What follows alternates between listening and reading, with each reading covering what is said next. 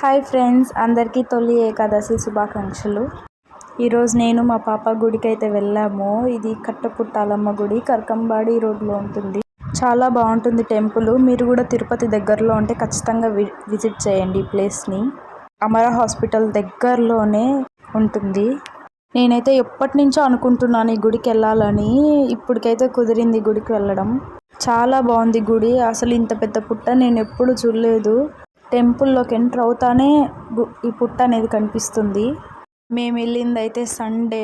బాగా ఈరోజు యాటలు పెట్టుకున్నారు అమ్మవారికి. ఇక్కడ సండే మటుకు సూపర్గా జరుగుతుంది.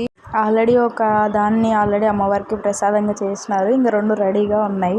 మనకేమో ఆత్రం ఎక్కువ. అమ్మవారి దగ్గరకు పోకముందే వీడియో తీసుకుంటూ ఉన్నా. ఆ ఫిల్టర్ ఏమో పూజారులకి పడింది. దగ్గరికి వెళ్ళాక చూసి అమ్మవారిని భలే ఉంది అమ్మవారు.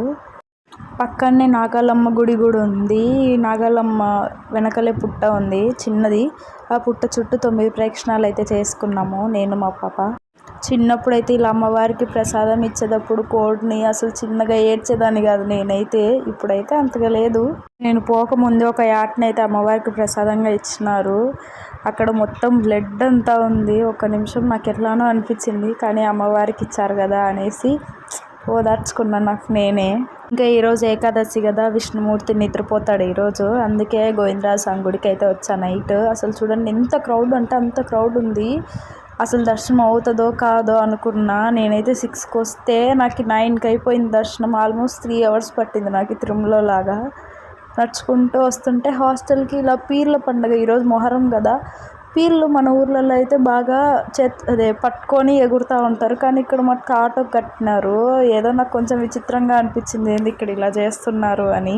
ఎంతైనా పల్లెటూరులో అంత బాగా సిటీ వాళ్ళు అయితే చేయలేరు. చిన్నప్పుడే బాగుండింది. ఇంటి దగ్గర ఉండి బాగా ఇట్లా పండుగలన్నీ ఎంజాయ్ చేసేటోళ్ళం. చదువు కోసమని బాగా దూరం వచ్చాము. ఇప్పుడు ఏవీ లేవు. సరే ఉంటా, టాటా, బై బై.